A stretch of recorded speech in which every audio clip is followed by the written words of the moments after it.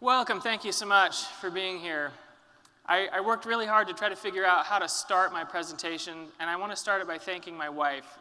I get to do these fun conferences and speak and do the fun things of therapy that I enjoy doing. I am so grateful to my wife. I would not be doing any of this because she filled out my graduate school applications for me. And that's true. Before we were even married, that's how committed she was. And I'm very grateful. So thank you, Lindsay. Thanks so much for all your help. All right, friends. Here we go. If you've tried to heal together from a pornography addiction and the related trauma for any reasonable period of time, you've probably set a number of goals. You've probably set some goals for yourself, and you've probably set some goals as a couple. And like most New Year's resolutions, there's a pretty good chance that the majority of your goals haven't come to fruition. They sort of got tossed by the wayside. Now, if you're a compulsive pornography user, then you can probably identify with this scenario. You indulge in pornography against your better judgment. You feel shame and disappointment, some frustration, and you make a promise. You promise to yourself, maybe to your spouse or partner, maybe even to God, that you'll never do it again. You will never look at pornography again. And there's a whole bunch of people in this room, they're like, never again. That's hilarious, right? You make this promise. Now, I believe that when you're making this promise, you absolutely mean it. You mean to never do it again. You are sincere, and you're telling other people because you want some support, okay? Here is the problem. Now, we're going to come back to resolutions. New Year's resolutions. About 45% of Americans make New Year's resolutions on any given year. Let me tell you the top 5 from 2015. Number 1, lose weight. Number 2, get organized. Number 3, spend less and save more. Number 4, enjoy life to the fullest, which, by the way, I don't even know what that means. The fullest. I've reached maximum capacity of living life. Right? I've hit terminal velocity of enjoyment. If you figure out how to do that, please come tell me. That sounds amazing. I want some of that action immediately. Okay? And then number 5 is stay fit and healthy. About 92%, if we believe the statistics that have been shared, 92% of people do not achieve their New Year's resolutions, and most of them by late February have completely given up. So most of you are done. You've already, it's March, forget it, I'll clean the garage instead. Okay? Now, why is this? And P.S., why do we keep making resolutions when no one's doing them? I don't get it. I don't even make any. I feel very confident every year that I will not make a New Year's resolution and not disappoint myself. So, why is this? There's a couple of things going on, and we're going to relate this to recovery. Peter Gollwitzer is a professor of psychology at New York University, and he and his colleagues have conducted hundreds of studies on human motivation. Why do people do what they do? What motivates them? I'm going to look at a subset of 4 of his studies with his colleagues, okay, to find out some really interesting things about goal setting. In these studies, they took people that had a certain identity they wanted to achieve, like I want to be a lawyer or I want to be a psychologist. And they asked them to set goals that were in line with the identity that they wanted to form. So studying 5 days a week, something like that. And then in the studies, they divided people into 2 groups. The one group, they had share with the researchers what their goals were. So tell me your goals. They wrote them down. Everybody wrote their goals down, so these were written down goals. And then the one group they shared. The other group didn't share their goals. They actually kept them to themselves, so they knew nobody knows what my goal is. Now, if you read pop psychology articles on goal setting and achieving goals, almost universally in every article, and these are written by people with PhDs, you'll read something that sounds like this. Make sure that you tell your goal to somebody else, because that's going to maximize the likelihood that it'll happen. If you don't tell your goal, then it's like it didn't happen. That couldn't be further from the truth based on what the actual research says. Now, this is where things get really interesting. You take the people that we would assume would do really well with goal setting because they told somebody else, and you look at their performance on their goals. They didn't put as much work in to their goals as the people who didn't tell anyone. So if you told someone your goal, you automatically put less energy into your goals, and you overestimated how well you were doing at achieving your goals, okay? So the very fact that you shared your goal with another person decreased the motivation to achieve the goal and made you delusional enough to believe that you were making a ton of progress even though you weren't, okay? This defies conventional logic and reasoning about goal setting, and it has some serious implications for recovery. Now, how is it possible that just telling somebody what your goal is would have this great of an effect? Well, this is what we're going to call the substitution effect. That is, the human mind is actually capable of substituting accomplishment for intention. Or in other words, the moment you plan to achieve something, your brain starts to believe that you already did it. Now, this might be good for practicing free throws in your mind. Yes, I'm 100% on free throws in my mind, okay? You're really good at that in your mind. This is not good for recovery because most people have a goal that says something like, I'm never going to look at pornography ever again. But let me assure you that your plan to never look at pornography ever again is not the same as making behavioral changes to actually stop looking at pornography. And apparently, the moment you tell somebody, your brain begins to believe that you've already achieved it or that you're making tons of progress toward it. And so the motivation to do the work really declines. Now, I'm going to read some of your minds right now. You didn't know I was going to do parlor tricks today.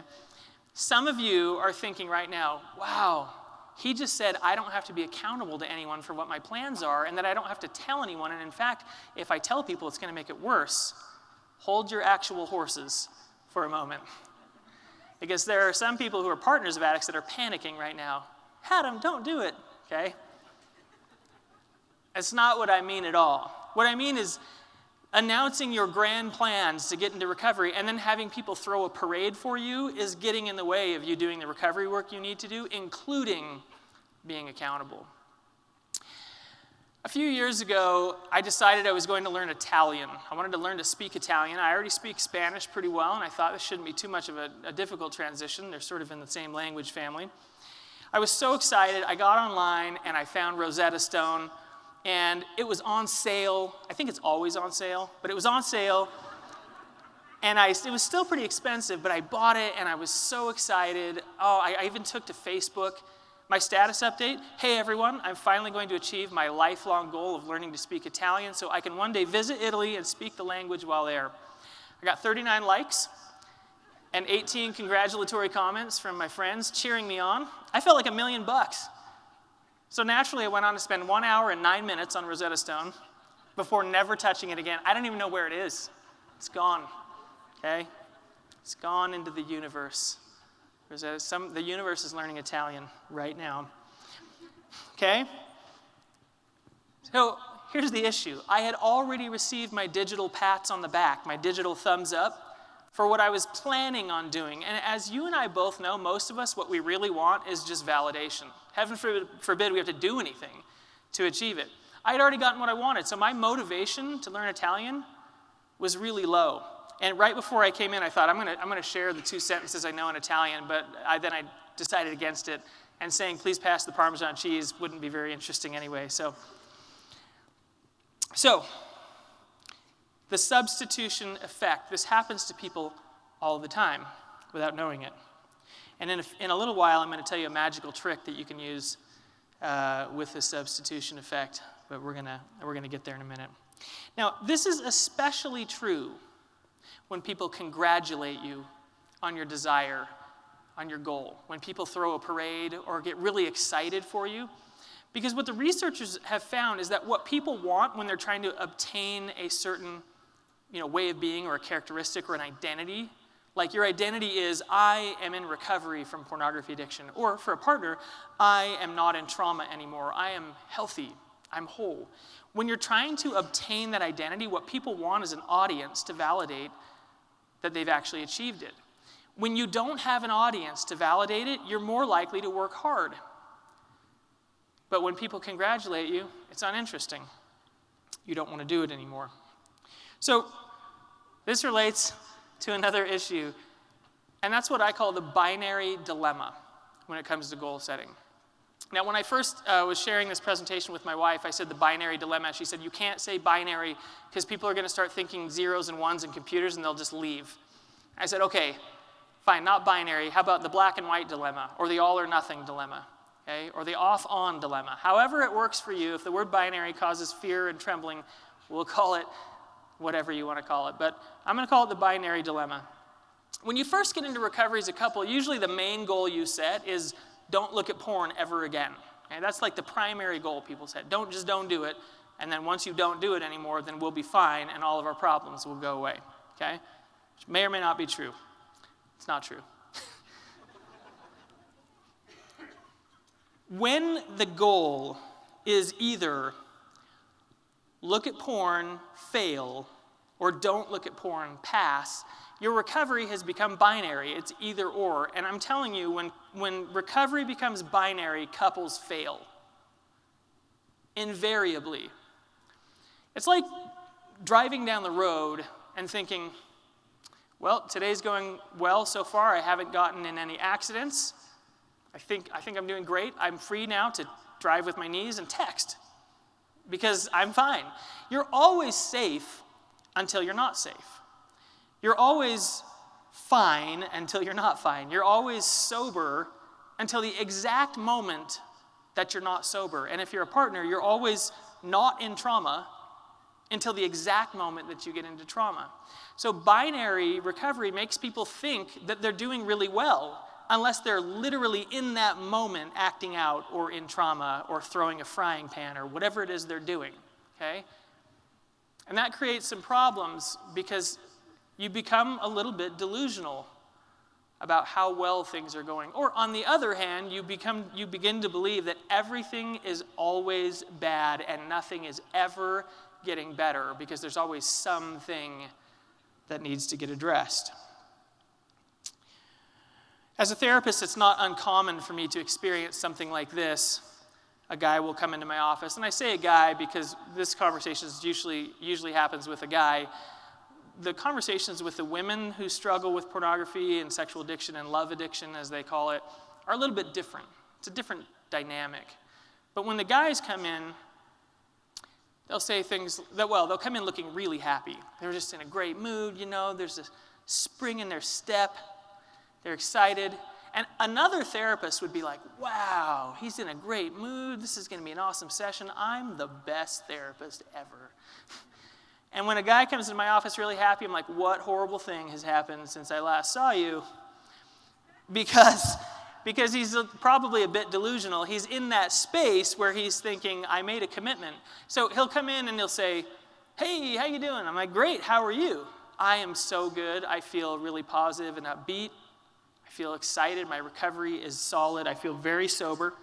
So when was the last time you acted out? 10 minutes ago. But I feel very, very sober right now. I've been sober for 9 minutes and 43 seconds. I feel great. I'm super committed. I'm probably never going to act out again for the remainder of my life. Okay?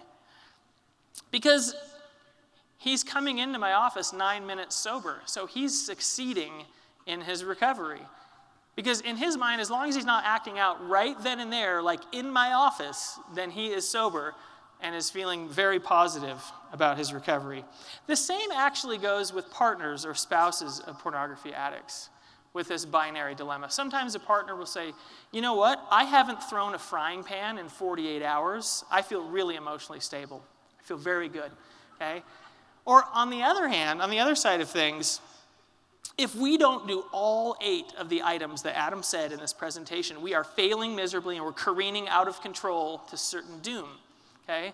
Because we're failing, we didn't do everything we were supposed to do. So we need to make an important shift in recovery. This is cool. It feels like a detonator. I don't know what this is crazy. This thing's awesome. We're going to make an important shift, okay, in recovery. And that is we're going to move away from goal setting and we're going to move to doing processes instead of goals. I was on Facebook about 6 months ago, and I did something I rarely do on Facebook, and that is I actually clicked an article that one of my friends shared. Because most of the time, there's nothing useful in those links, okay? But I found something that was pure gold. There's a writer named James Clear, and he has something like 350,000 followers of his email newsletter. And he wrote this interesting article called "Forget About Setting Goals, Focus on This Instead." And this is where the idea first started to germinate for me that goals are problematic for recovery. In this article, he mentions that goals are problematic in life for 3 reasons. Number 1, they reduce your current happiness because you're not happy until you've achieved your goal, so you're not happy in the process of achieving the goal. Number 2, goals are at odds with long-term progress because the moment you achieve your goal, you stop working. It's the reason that people go on yo-yo diets. I met my weight, the goal weight, and now I can go back to doing whatever I want. Number 3, goals suggest that you actually have control over things that you cannot influence at all. Like my goal today is that my kids won't fight with each other. Good luck with that. Okay? I've got 4 kids, and if they're all alive at the end of the day, either by each other's hands or mine, if they're still alive, all is well. We've had a good day. Processes are not a destination like a goal is. Processes are simply a roadmap of the journey. So now that we've gotten past sort of the theoretical and philosophical of this, I want to start talking about creating a couple's recovery process. So we're going to talk about an 8-item recovery process that I think works really, really well for couples. And when people do this process, they tend to be very successful in recovery. Now, your process might be a little bit different. There's room in this for variations, for individuality. So don't feel like you have to match all of these items perfectly. But my suspicion is you'll have quite a few of these because they work. So we're going to go through this process, and I'm going to show you each item and give you some examples. So here we go. Number 1, recovery dailies. A recovery daily is a behavior that you choose to do on a regular basis. It might be every day, but it might be once a week. It's something that becomes incorporated into your life that helps you stay emotionally stable, self-aware, grounded, as they say. Not that prevents you from looking at pornography, but what happens is these items help you be in an emotional and relational space where you can be prepared to do the other 7 items in the process. Think of dailies like routine maintenance on your vehicle. Sure, you could drive your car around for months or, I don't know, maybe even a year or more without doing maintenance. When I first went to college, for some unknown reason, I didn't know you had to do oil changes in your car. Nobody explained this to me, or I wasn't paying attention. That's the more likely scenario. So I just drove it around the first year of school, just chilling out. And one day, I can't remember exactly. I think a giant piece of my car fell out or something horrible like that. And later someone said, these don't just maintain themselves. You have to go take them in places and get them taken care of. Of course, I knew that, of course. So it's like doing maintenance on your car. You may not notice for a while that you're going to have some problems by not doing some recovery dailies. But eventually it's going to catch up to you, and it will probably be pretty expensive. I'll give you some examples of recovery dailies. Things like meditation, right? A deep self-awareness, a slowing down is an important recovery daily. A lot of people will study spiritual or recovery-focused literature, reading, learning. Engaging in 12-step meetings, connecting with other people in recovery, making phone calls to a sponsor or another person from group to kind of check your thinking. I'm kind of thinking or feeling this way. What's your take on this? Or I'm getting into a situation I've never been in before and I'm struggling. What do I do? These are some examples of dailies. Now, again, be careful not to assume that the dailies are going to inoculate you against a relapse. They're just there to help stabilize you and get your brain functioning well enough to do the other processes. Number 2, we're going to facilitate, I know, that's the cutest dog. We're going to facilitate a curiosity-focused approach to healing. This is different than what people usually do. Most of the time, people are in an evaluation mode of recovery. That is, they're comparing their goals to their current behaviors, and they're evaluating how they're doing, and they're making changes based on that evaluation.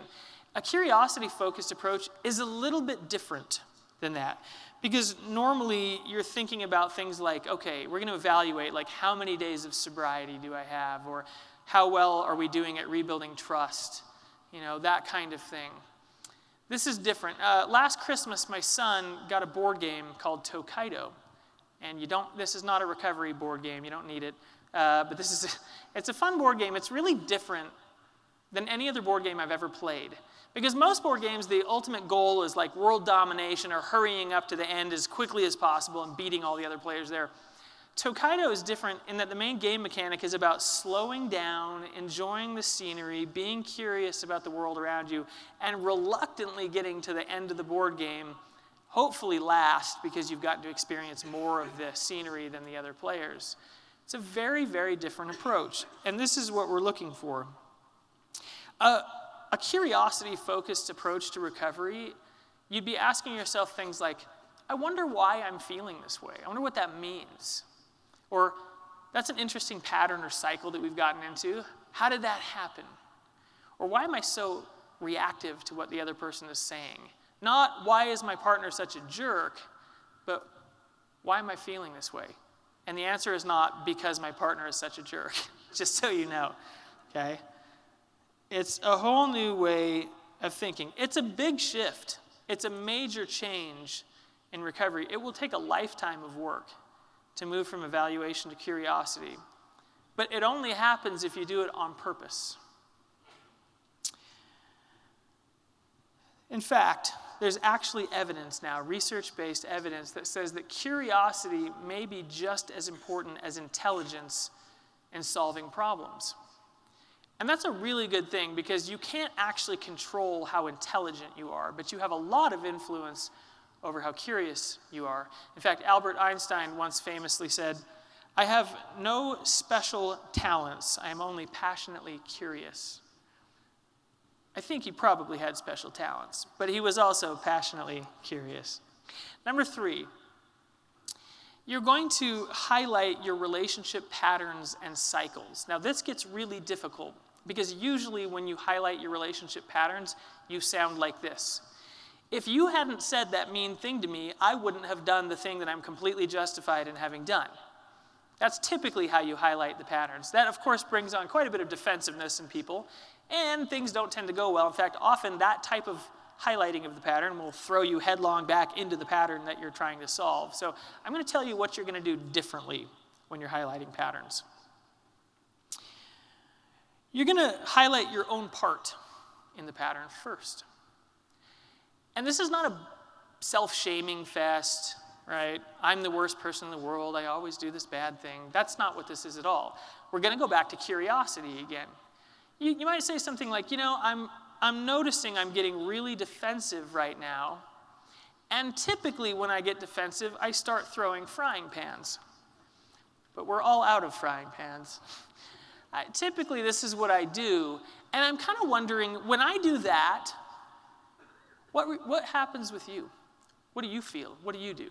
Now, if you're lucky, your partner will say, well, that's usually when I lock myself in the bathroom for 4 hours and sneak out the back window and drive around for a while and then come back, or whatever it is that they do. And then now you're going somewhere because you're highlighting a pattern. You can't change a pattern you don't understand. If you have not identified a pattern, it's impossible to change it. And if you're not working on the same team to solve the pattern, it's going to be really difficult. Now, what if your partner doesn't identify their part? What if they say, I don't know, or they don't even answer? This is actually where it gets fun, believe it or not. You ready for the fun? Then you're going to say something like this, well, that's disappointing, and then just wait. Because no one can say that's disappointing without the other person saying what, okay? So you say, that's disappointing, what? And remember, this is relaxed and calm. Your greatest weapon is your serenity. Here I was thinking, gosh, I thought we were about to have this cool conversation where we were going to learn about ourselves and make some progress. You don't seem to be that interested in improving our relationship right now. I got to go, maybe another time. Then drop the mic and walk away. calmly, right? Or here's another thing you could say. This is fun. Let's say you're in a relationship with someone who's super focused on control, like nobody can control me. If you tell me to do something, I'll do the opposite, even if it hurts me, just to let you know you're not the boss of me. Okay? Some of you are married to someone like that. Here's a great thing to say. You say, it must be really disappointing that I have so much influence over you. I can basically make you react however I want. That's got to drive you crazy. That must drive you. It's like you have to sit there and be silent. You couldn't have a healthy conversation with me right now if you wanted to. That's got to be so sad for you. Because here's why this works. They either have to admit it, yeah, you're right. You have complete control over me. It drives me crazy, but I have a lot of therapy I need to go to. That would be fine. Or if they're going to argue with you, no, you're wrong. I can totally be healthy. Watch right now. And that would be fine too. And then what you'd say is, I'm going to be fascinated. I hope so. If we have a healthy conversation right now, it's going to be amazing. But I don't know if you're going to be able to pull it off. Okay? That makes it fun instead of aggravating.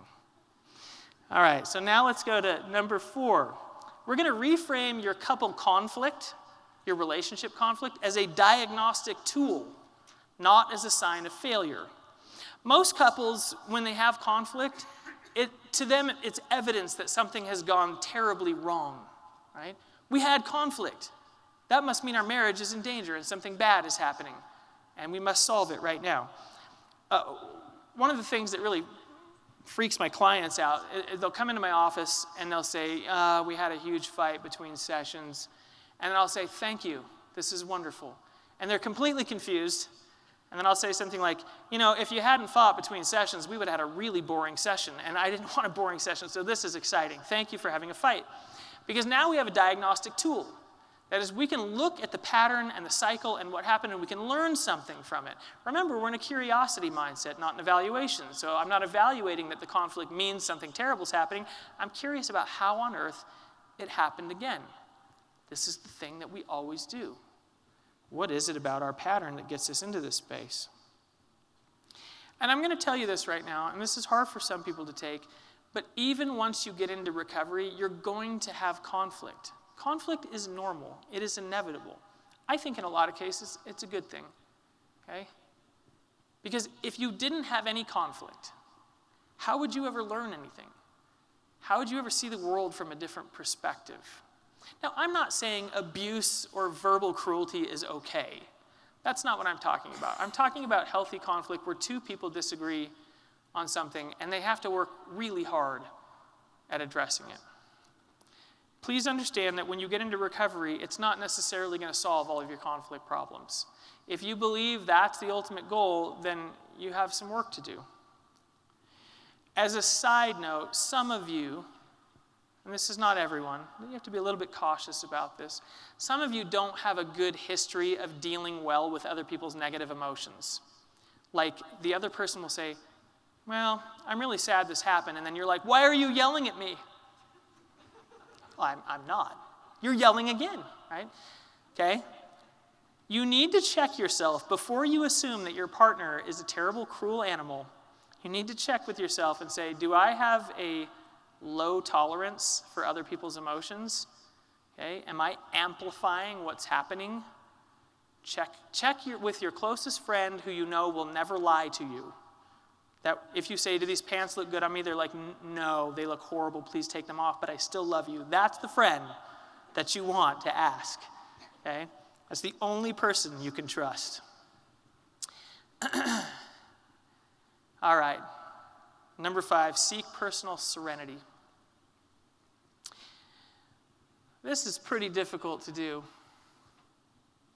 One common mistake that couples will make is they base, or an individual will make, was you base your emotional stability on another person's behaviors. I can only be stable as long as you're following the following guidelines. I can only be emotionally peaceful as long as you're not doing X, Y, and Z. Boy, you've handed over a lot of power to that other person.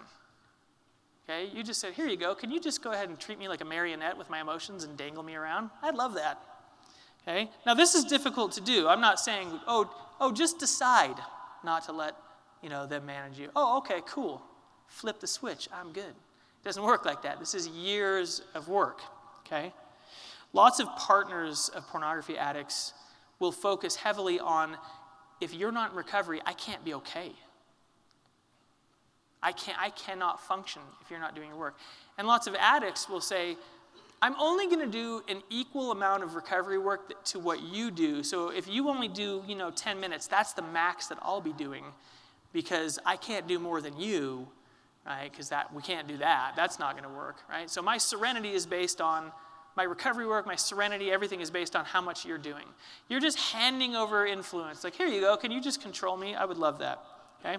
One time I sat in my own personal therapy session. I was concerned about how upset I would get at my children's almost miraculous ability to completely ignore everything I say. And I would get angry, really, really angry. And after some discussion, I realized something extremely important. I'm not mad that they're not efficiently cleaning up Fruit Loops. That's not the issue, okay? I'm upset because of what I think they're ignoring me means about me. I'm an irrelevant person to you. I have no power. You don't care about me. That fear turns into anger, okay? And in that way, I was handing over power to my children. Here, could you just go ahead and dangle me on a string today? That'd be awesome, okay? You have to begin to really think carefully about what's happening for you, rather than just assuming that all of your problems are someone else's fault.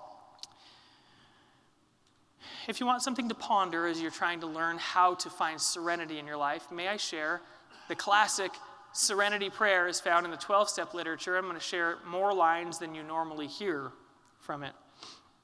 It says, God, grant me the serenity to accept the things I cannot change, courage to change the things I can, and wisdom to know the difference. Living one day at a time, enjoying one moment at a time, and this is very important, accepting hardships as the pathway to peace.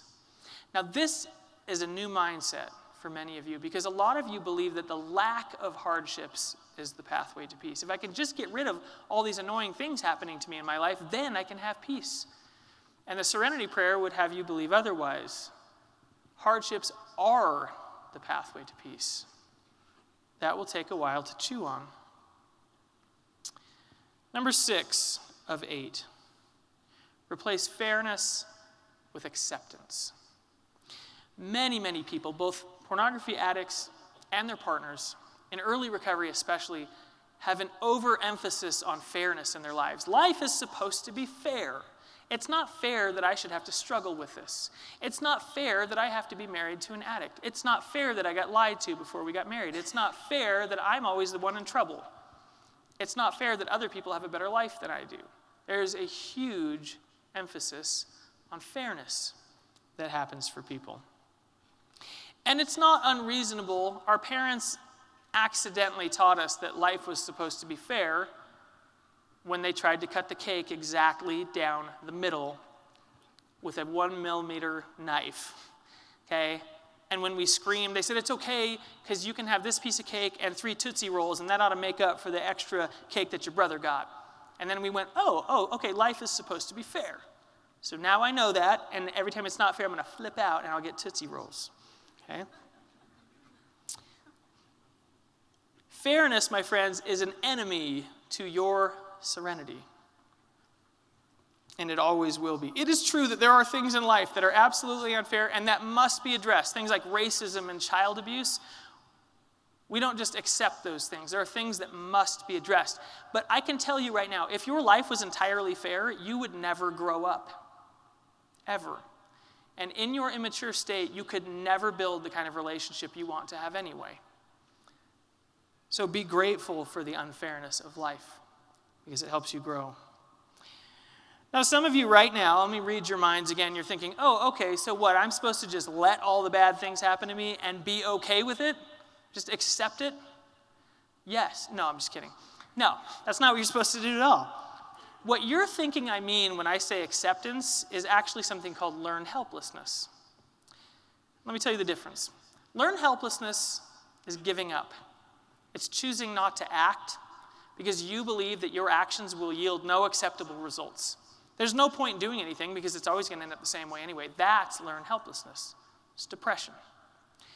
Acceptance is not wasting your energy on things you have no influence over, and saving your energy for the things that you do have influence over.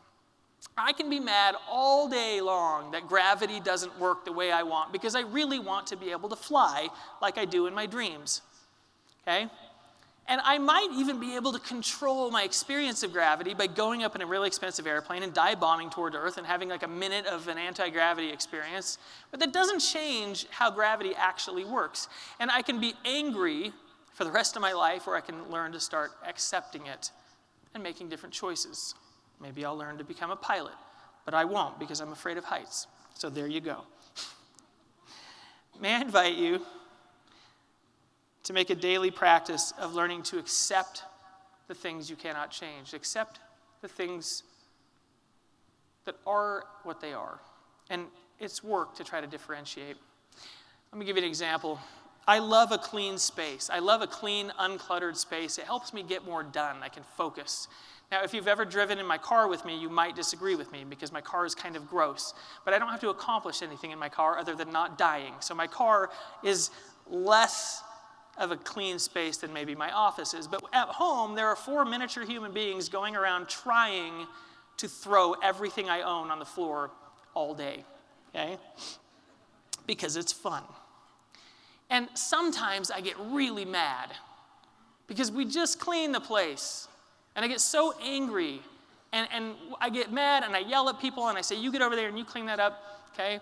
And everybody clean everything up so I can coerce serenity into my life and drag you into it, okay? You are gonna make sure I have serenity right now and clean up, okay? Well, that's not working out very well for me. Just thought I'd let you know. Because no matter what, I can't force my children to care about the clean space as much as I care about it. I can't. I can make them behave in certain ways, but I can't force them to care. So I've made a decision, and this is actually fairly recent for me. I've made a decision to change the meaning of the mess in my home. This helps me accept it.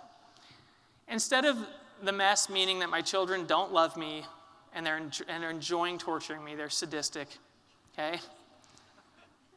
I've changed the meaning, and it's this. The mess is a sign of happy, healthy life happening, and children who are unafraid to go through life and experimenting with things, and they're not afraid of getting yelled at for being children. That's a different meaning. And one day, when I have a perfectly clean home, and all of my children are out of the home, and I've heard people say this all the time, I would gladly give up my clean space to have people come visit me more often because everyone's too busy. And loneliness and having a clean, uncluttered space, that's not worth it to me. So one day I will miss the mess, and so now I'm going to enjoy what I have right now. That is what I mean by acceptance. Now, acceptance does not mean that I just have to live like, oh, well, I guess I'm just going to live in a war zone for the rest of my life, until my kids move out. It doesn't mean I have to do that. And it doesn't mean I have to pretend like I like it. Like, oh, I love having a messy space. It's my favorite, okay? I don't have to pretend that at all. It just means that sometimes I will have a clean space. And most of the time, I will enjoy the clutter as a sign of a good life. Number 7, I want you to create a personal and a couple recovery narrative, or a story. One important way to see and shape the trajectory of your recovery is to turn it into a story, right? It's the story of your recovery. Seeing your life and your decisions from a little bit of a third-party perspective helps you make decisions better. Maybe you can imagine that your life is being narrated like a movie trailer, okay? As she sat taking notes, she thought, that sounded like a pretty good idea. He couldn't believe his wife had dragged him to yet another porn conference. And why was she taking so many notes? As humans, we tend to value stories more than just random facts or information. And you don't necessarily have to go public with your recovery in order to have this happen for you. 12-step meetings are a great way to soak in the stories, the recovery stories of other people, and to share your own story in a private, safe space. I send all of my clients to 12-step meetings. I believe 12-step is mission critical in recovery. Now, may I share a counterintuitive approach to stories that I think will help. Most porn addicts are very eager to tell all of the positive and uplifting stories about their recovery, partly so people won't be mad at them, and partly so people get off their back, and partly because it makes them feel better.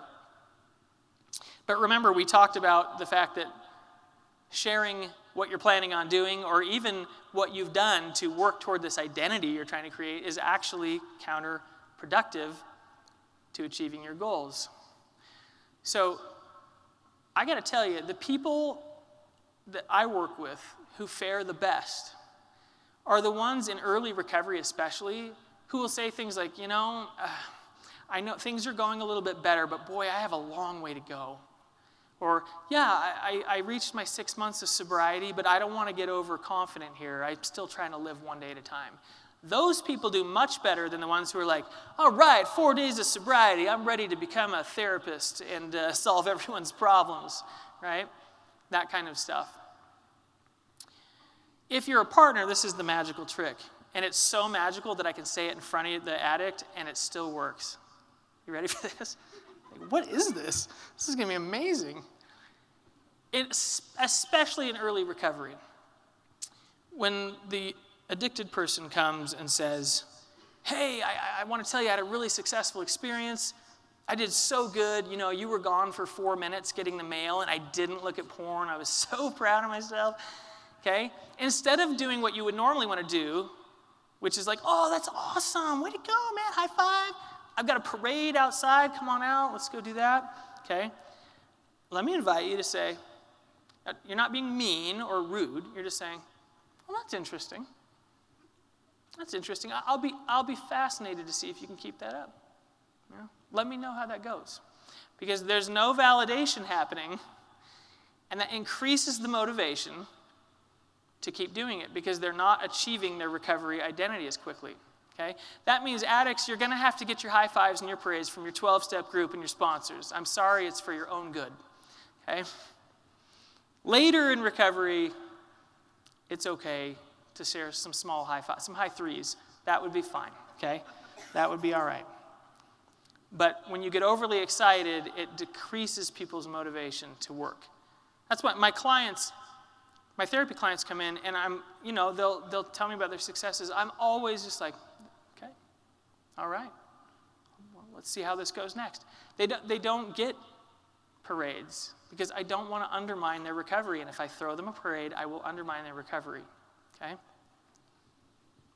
I love them to death. Okay? They might get a high 3 sometimes. That's all right. But we don't want to undermine people's recovery. Last one is permission to breathe, and I mean this both figuratively and literally. I don't do yoga regularly because I don't enjoy feeling like a pretzel. But in yoga, there's a major emphasis on breath awareness and breathing. And this is the case in many therapeutic interventions as well. Breathing is really important, not just for survival. But we know from research that there are a ton of benefits from intentional, slow, deep breathing.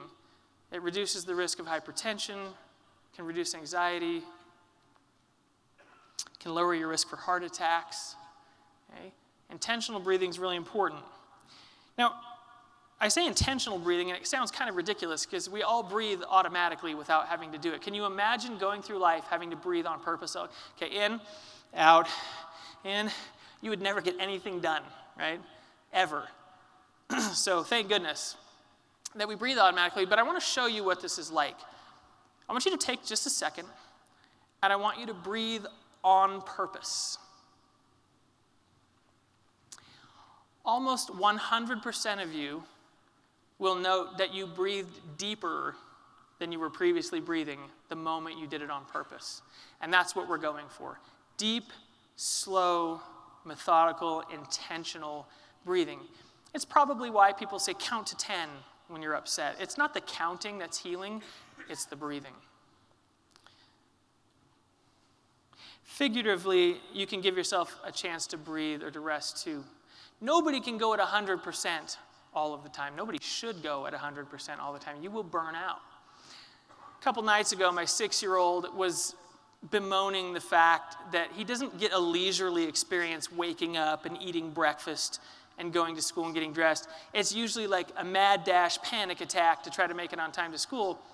And I said, that's probably because you wake up 12 minutes before you're supposed to be at school and nobody can wake you up in the morning, okay? And it was really late and he was really tired. And for reasons unknown to me, he started complaining that he wanted a 5 a.m. wake-up time. And I said, I don't wake up at 5 in the morning. I'm not getting up to wake you up at 5 in the morning. That's not happening, man. And he was so upset. He was crying hysterically, uncontrollably about wanting this wake-up call. And I started thinking, and the problem was everyone's trying to go to bed, and he's loud, and he's just wailing across the house. He's keeping people awake. And I'm starting to think of, like, what are all the mean things I can threaten him with to get him to stop crying? And then I remembered I was a therapist, and I thought I probably shouldn't do that. And I remembered the power of breathing, because I've been working on this presentation, and I remembered the power of human touch. I went over to him, I lightly, gently put my hand on his face, and I said, I want you to breathe very slowly, in and out. I want you to breathe in through your nose. I want you to push the air slowly out through your mouth. For a 6-year-old, apparently this is really tough, like the nose and mouth combo. It's really difficult. He was doing it all wrong, but I just stayed with him. And within like a minute, he had calmed completely down. He was totally relaxed. When he woke up in the morning, there was no mention of the request for the 5 a.m. wake-up time. He had just reset. Sometimes we get so worked up that we think something is so important. I have to, right now, I know it's 2 in the morning, but we need to solve this issue right now while we're both completely exhausted and have no resources now, okay? I strongly recommend that you do not have important conversations very, very late at night. Now, if you're the other person and you're saying, awesome, I'll just ignore them till late at night and say, hey, Adam said no conversations late at night. No. Not okay. Do not do that. You're going to be in huge trouble. Have the conversations when you have resources, when you've been able to reset, okay? Things will go really differently. Now, as I mentioned, goal setting becomes problematic. So please don't turn your recovery process into a goal that then you evaluate yourself against, that you're just doing the same thing, right? Well, we only did 6 out of the 8 items. We're failing at recovery. Just slow down, become curious. Oh, that's interesting that I haven't done this particular daily, or that I'm not, I'm struggling with this particular thing. I'm curious about that. I wonder what's going on. Become curious, slow down, be patient, seek your own personal serenity. And I want you to know that things are going to work out for the most part in the end. I'm a very relaxed therapist. I really don't get worked up at all. My clients know this because I've been doing this forever. And I have seen so many clients, and I know that everything tends to work out in the end.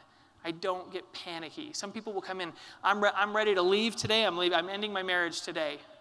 And I'm like, all right, well, here we go. Let's talk about it, right? Because it automatically calms the other person down. Oh, why am I flipping out? Why is this guy so calm about me leaving my marriage? There must be something I don't know. Like things are going to turn out okay in the end. Now, does that mean you're going to have no problems and everything is going to go exactly the way you want? I hope not. I hope it doesn't turn out the way you want, because you would have kind of a miserable life if that was the case. But pay attention to the people that you know in your life who are very experienced, who've been around a long time. I love being around older people, okay? Elderly people, because most of the elderly people I know are so relaxed about life. They're like, oh, your car exploded? That's cool, you'll get another one, They are so relaxed. Why? Because they've been there.